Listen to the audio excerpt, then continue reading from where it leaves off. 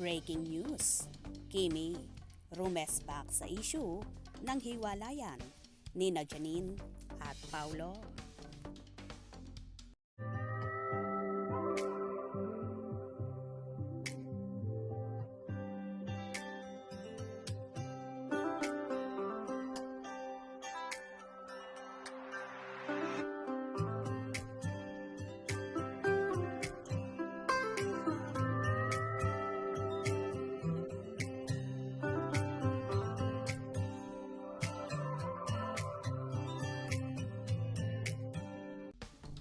Hindi na nga maiwasang madamay sa issue ng hiwalayan ng magkasintahang sina Janine Gutierrez at Paulo Avellino, ang multimedia idol at queen of the dance floor na si Kim Chiu.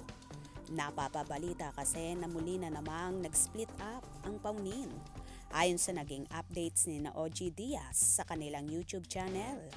Hindi kasi maiiwasang madamay si Kimi sa isyong ito dahil nakikita nila ang sweetness ng tandem nilang Kim Pao on and off camera. Kaya mga mahaderang chismosa ay ginagawa ng issue ito. Bilang paglinaw ng dalaga, nag-post siya ng art card at may katagang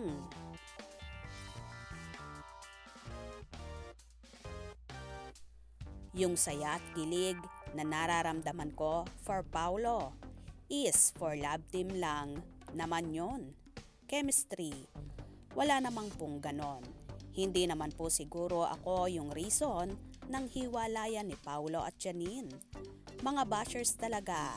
Kahit sino na lang, maisisi. Kagagaling ko lang po sa breakup. Grabe kayo sa akin.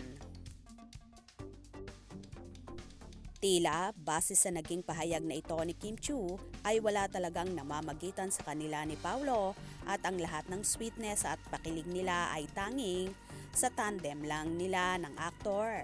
Pero marami kasi ang kinikilig na mga artista at sinasabi ngang kakaiba ang chemistry ng Kim Pao na kahit sila ay nahuhook sa tandem ng dalawa.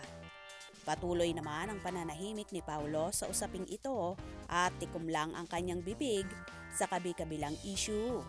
Sa bagay, sanay naman ang aktor sa ganitong kalakaran dahil kahit naman sino ang maging leading-lady niya ay hindi maiwasang mailink ito sa kanya. Kakaiba kasi ang sex appeal na hatid ni Paulo kaya naman marami rin ang nahuhumaling sa kanya. By the way, kahit naman ang actress na si Janine ay tikom din ang bibig sa ganitong issue at ayaw niya ng ibandera kung ano nga ba ang totoo. Gimmick nga lang ba ito or totoong split up na ang paunin? Anyway, tumutok na lang tayo sa mga maiinit na kaganapan at sa paunin updates. For sure, lalabas din naman ang katotohanan sa tamang panahon. Kaya wag na wag kayong bibitaw. Mga ka-scoop, anong inyong magiging reaction sa bidyong ito? Comment below.